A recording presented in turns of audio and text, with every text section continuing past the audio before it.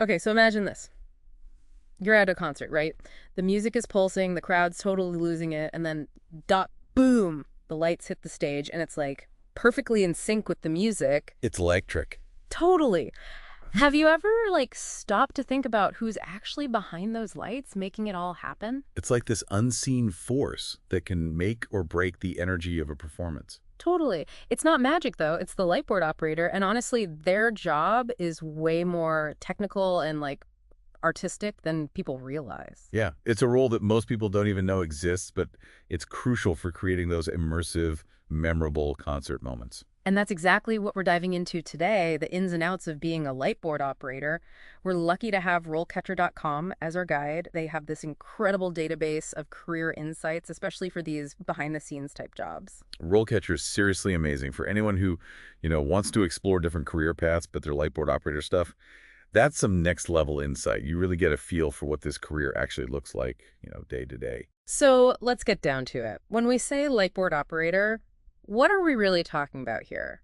I feel like some people might think it's just pressing play on a pre-recorded light sequence, but I have a feeling it's way more involved than that. Oh, absolutely. It's way more dynamic than just hitting play. Yeah. Think about those massive concerts with lights flying everywhere, all those crazy patterns, perfectly timed flashes. It's all happening in real time. The lightboard operator is basically conducting this visual symphony from their console. And they're controlling all of that with, what is it called? You DMX. got it. DMX, it's a protocol that basically allows the console to talk to all the individual lights, which we call fixtures. Hundreds of them sometimes. So they're like programming a performance with light, kind of like coding. It's actually very similar to coding in a lot of ways. Each light or fixture has a specific address on this DMX network, and the operator uses the console to send commands to each one, telling it to change color, move, dim, whatever the cue calls for. That's wild. I had no idea it was so technically complex. But it's not all tech, though, right? There's definitely an artistic side to this, too. Oh, 100%. You can't underestimate the artistic part. Think about theatrical lighting, for example. Let's say there's a scene where the character is super conflicted about something. The lightboard operator can use subtle shifts in color and intensity to reflect that. Maybe watch the stage in cool blue light to give it that uncertain feeling. Or like a super focused spotlight to make the character seem isolated, right? Exactly. It's all about using light to enhance the story, create the mood, even influence how the audience feels during a particular moment. That's so cool. And RoleCatcher really stressed how important career progression is in this field. It's not like you just walk in on day one and start controlling a massive arena show, right? Right. There's definitely a path. You start with those entry-level roles, learning the ropes, setting up equipment, working with the senior operators. Getting your hands dirty, literally. What are some of the things a brand new lightboard operator would be doing? I'm picturing lots of cables, maybe some last-minute problem solving. You're not far off. You wouldn't believe how much goes into making sure those light shows look effortless. An entry-level person might be in charge of patching the DMX network that's connecting all the lights to the control system. Or they might be focusing and aiming the lights to hit the right spot on stage. So even at the entry level, you're getting a taste of the technical and the creative, which is really cool. Absolutely. It's a very collaborative environment, especially during rehearsals. The lightboard operator is working hand in hand with the lighting designer, the stage manager, sometimes even the director, to make sure the lighting fits the overall vision of the performance. It's like an apprenticeship almost, right? Learning from the best. So when you move up from entry level, what does that look like? So let's say you've got some experience under your belt, you're comfortable with the basics, you might get bumped up to a junior operator. Okay, more responsibility. Definitely. This is where you get to be more independent, programming more complex cues, figuring out those on-the-spot problems that pop up. Less about the cables, more about the creative stuff. Exactly. A junior operator might even work directly with performers during rehearsals, fine-tuning the timing of the cues, like to match their movements or, adjusting the lights to really make certain moments stand out. It makes me think of like a theatrical production where you've got that one spotlight following an actor across the stage. That's got to take some serious skill. You're right. It takes a lot of precision. That's where the lightboard operator is really in the zone, working the console, understanding the rhythm of the performance. There's actually a technique called tracking that they use to program a moving spotlight, basically creating a whole bunch of cues that perfectly match the actor's path. Wow, that's next level. It's like choreographing the lights themselves. So what about when a lightboard operator goes from junior to senior level? Do they basically become like the conductor of the whole light show? Pretty much. At that senior level becomes a lot about leadership. You might be managing a whole team of technicians, dealing with these massive lighting rigs, hundreds of fixtures, making sure everything runs without a hitch, especially during the live shows. Talk about pressure. They must have nerves of steel. No kidding. Imagine a huge concert, right? Pyrotechnics are going off, you've got lasers, video screens, and everything has to be perfectly synced to the music.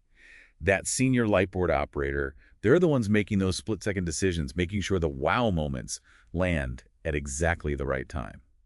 I'm getting stressed just thinking about it. This is making me realize that lightboard operation, it's not just about the technical side. It's like you need that sense of timing. You got to be creative, work well with others, and be cool as a cucumber under pressure. Absolutely.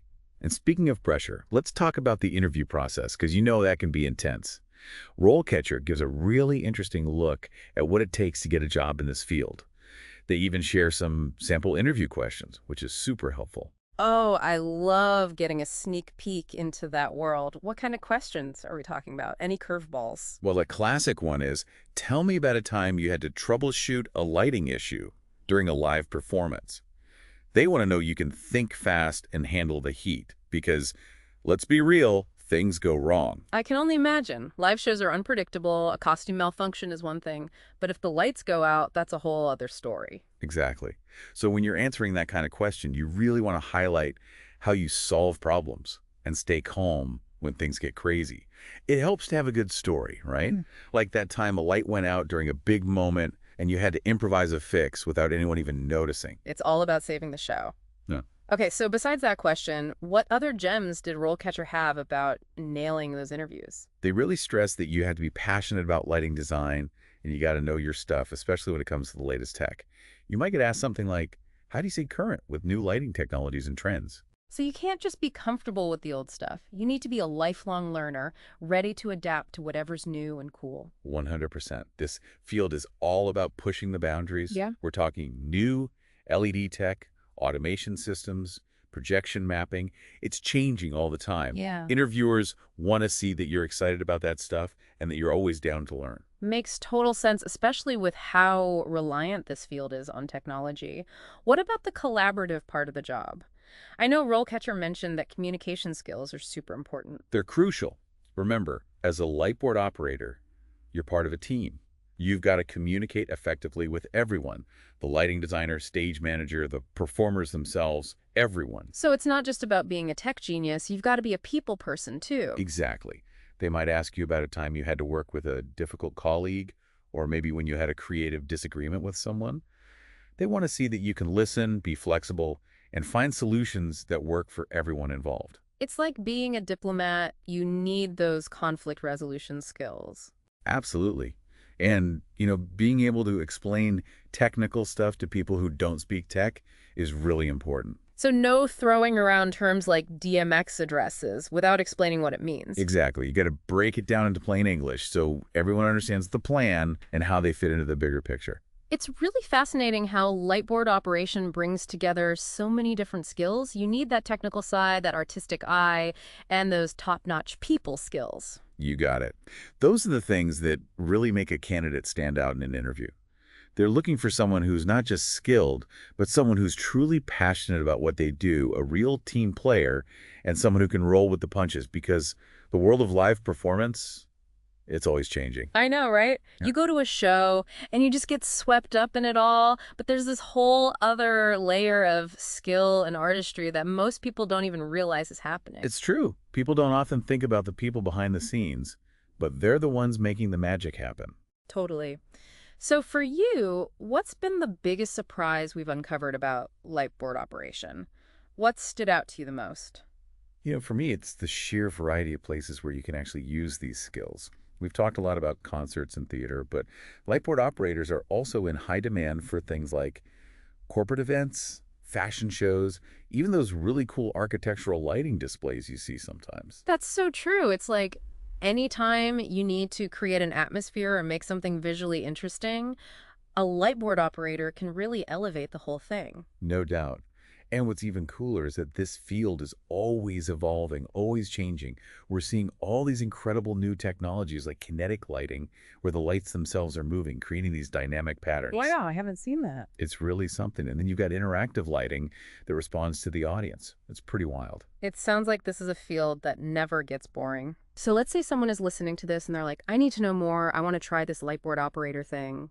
What advice would you give them? Where should they start? Well, I always tell people the best way to get your foot in the door is to just dive right into the world of live events, local theater productions, community events, anything really. Volunteer, help with setting up the lights, or see if you can shadow someone who's already doing it professionally. Get some real world experience. Exactly, because there's nothing like being there in person, feeling that energy, seeing how the lighting changes everything. And don't be shy about reaching out to people who are already working in the industry, lighting designers, technicians. They're usually super passionate about what they do and happy to share their knowledge with someone who's just starting out. That's great advice. Networking is everything. This whole conversation has been a real eye-opener for me. I feel like I'm going to be looking at stage lighting in a totally different way from now on. Me too. Thanks for joining us today and for sharing all of your insights about this really cool and often overlooked career path. It's been my pleasure, really. Hopefully we've inspired some future lightboard operators out there. Absolutely. And for our listeners, whether you end up pursuing a career in lighting design or just have a newfound appreciation for what goes on behind the scenes, remember, there's magic to be found in the most unexpected places. Thanks for tuning in to this deep dive. We'll catch you next time.